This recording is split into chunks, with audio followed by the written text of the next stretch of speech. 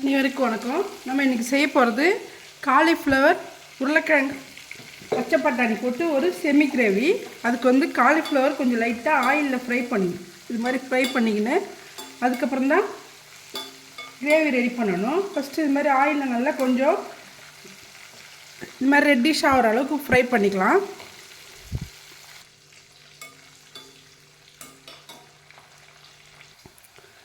இது மாதிரி உருளைக்கிழங்கு இது மாதிரி நல்லா ஃப்ரை பண்ணி எடுத்துக்கணும். இந்த கிரேவிக்கு நல்ல டேஸ்ட்டாக இருக்கும். இந்த மாதிரி ஃப்ரை பண்ணி போடுறது ஆயிலில். கிரேவி பண்ணுறதுக்கு கடாய் வச்சுருக்கேன். அதில் கடுகெண்ணெய் ஒரு 2 ஸ்பூன் அளவுக்கு போட்டுக்கோங்க. நல்லா டேஸ்ட்டாக இருக்கும். நல்லா ஆயில் சூடாகட்டும்.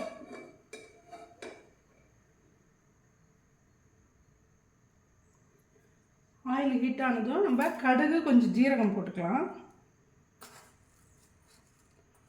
1/2 ஸ்பூன் அளவு கடுகு,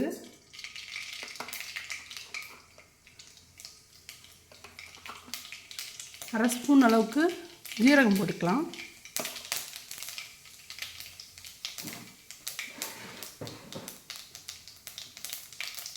ஜீரகம் நல்லா வெடிச்சதும் பூண்டு இஞ்சி பொடி பொடியாக கட் பண்ணது,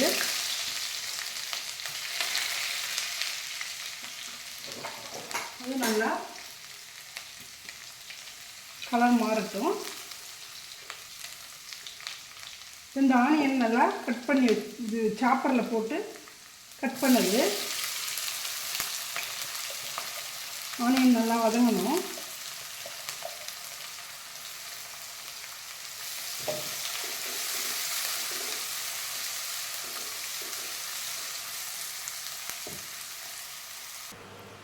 ஆனியன் நல்லா வதங்கிடுச்சு. இந்த டைமில் நம்ம தக்காளியை நல்லா துருவி வச்சுருக்கேன். அது ஒரு 2 தக்காளி அளவுக்கு அதிலே போட்டுக்கலாம்.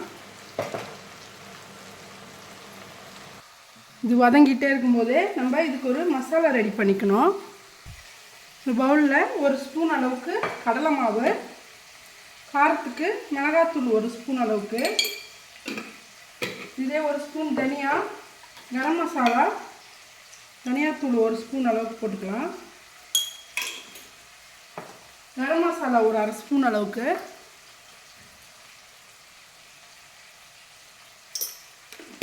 மஞ்சள் பொடி போட்டு இது நல்லா தண்ணி போட்டு நல்லா கரைச்சிக்கணும்.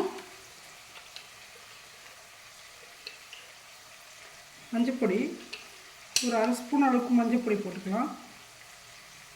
போட்டுட்டு இது நல்லா கரைச்சி எடுத்துடலாம். கொஞ்சமாக தண்ணி போட்டு நல்லா மிக்ஸ் பண்ணிக்கோங்க. இப்படி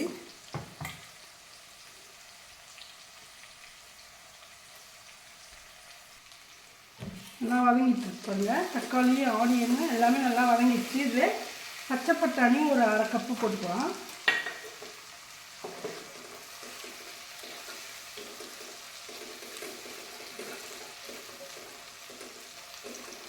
போட்டுட்டு நம்ம மசாலாலாம் கரைச்சி வச்சுருக்கோம் பாருங்க, அதையும் இதில் நல்லா ஆட் பண்ணிக்கலாம்.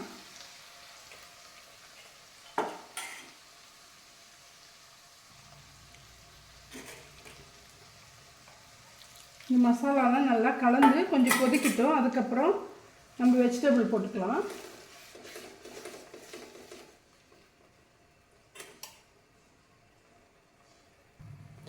இதில் கொஞ்சம் உப்பு ஆட் பண்ணிட்டேன். உப்பு போட்டுட்டு நல்லா மூடிடலாம். கொஞ்சமாக எண்ணெய் பிரிஞ்சு வரட்டும். மசாலாலாம் கொதிச்சு பாருங்க, மசாலாவில் லைட்டாக எண்ணெய் பிரிஞ்சு வந்திருக்கு. இந்த டைமில் நம்ம ஏற்கனவே ஆயிலில் ஃப்ரை பண்ண உருளைக்கிழங்கு காலிஃப்ளவரும் போட்டுட்டு நல்லா சூடான சுடு தண்ணி ஒரு 2 கப் அளவுக்கு இதில் ஊற்றிக்கோங்க. இது நல்லா வேகணும். நல்லா மிக்ஸ் பண்ணி விட்டுருங்க.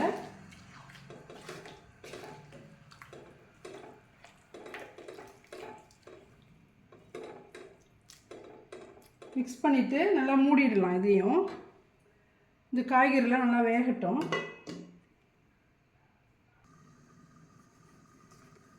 நல்லா வெந்துட்டுருக்கு பாருங்கள். இந்த டைமில் நம்ம எடுத்து நல்லா கிண்டிட்டு மூடிடணும். திரும்பவும் மசாலாலாம் நல்லா கலந்து வேகிறதுக்காக. பண்ணுறதுக்காக.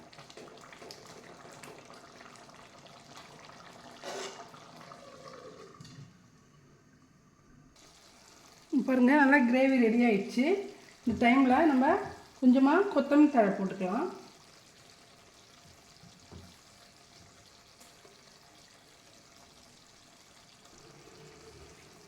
போட்டுட்டு நல்லா இதை கிண்டிட்டு பிளேட்டில் எடுத்துக்கலாம்.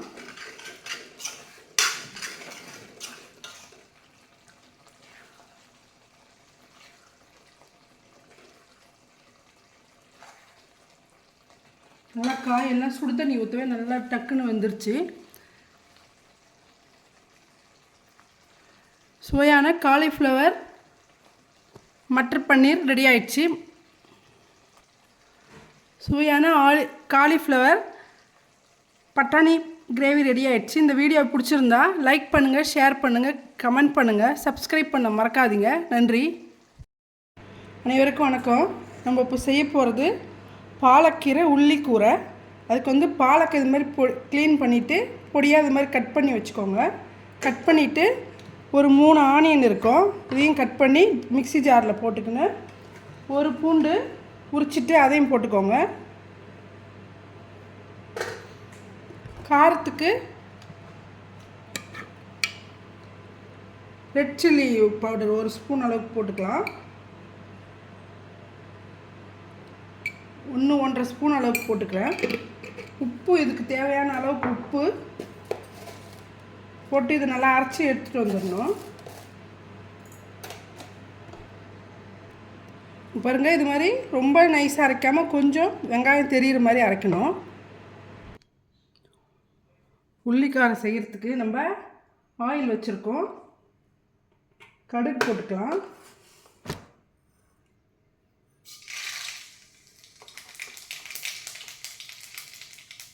ஜீரகம், கொஞ்சமாக உளுத்தம்பருப்பு, கொஞ்சம் கடலைப்பருப்பு போட்டுட்டு நல்லா ரெட்டானதும் பருப்பு இந்த நம்ம செஞ்சு வச்சுருக்க இந்த அரைச்சி வச்சுருக்கோம் பாருங்கள், இந்த வெங்காயம், பூண்டு, காஞ்ச மிளகாய், உப்பு எல்லாம் போட்டு அரைச்சது அதில் ஆட் பண்ணிக்கணும். அதை நல்லா வதங்கணும்.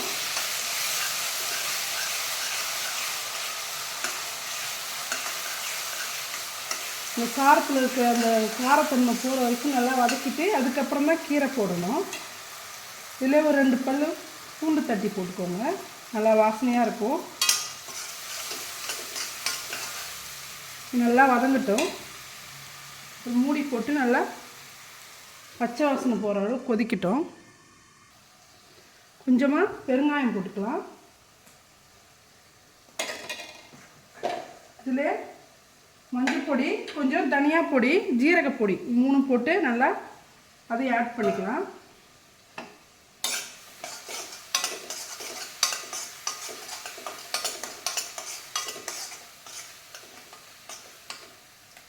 நல்லா வதங்கட்டும். ஆயில் பிரிஞ்சு வரும்போது நம்ம கீரை ஆட் பண்ணிக்கலாம்.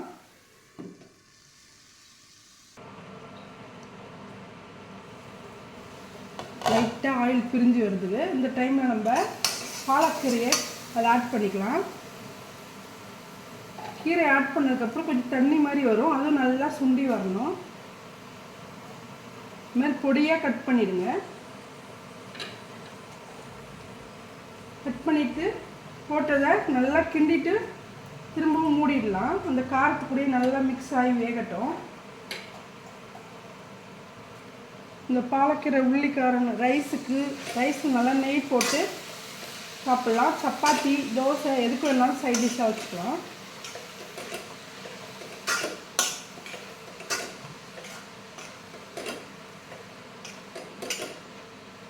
இந்த மாதிரி கிண்டிட்டு மூடிடுங்க, நல்லா வேகட்டும்.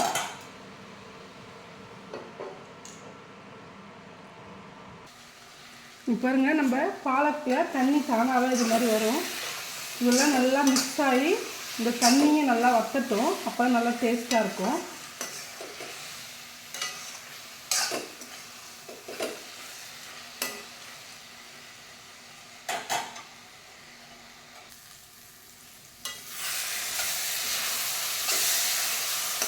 பாருங்க பாலக்கீரை உள்ளி கூரை ரெடி ஆயிடுச்சு. நல்லா ஒயிட் ரைஸ்க்கு நல்லா இது காம்பினேஷனாக இருக்கும். இந்த வீடியோ பிடிச்சிருந்தா லைக் பண்ணுங்கள், ஷேர் பண்ணுங்கள், கமெண்ட் பண்ணுங்கள், சப்ஸ்கிரைப் பண்ண மறக்காதீங்க.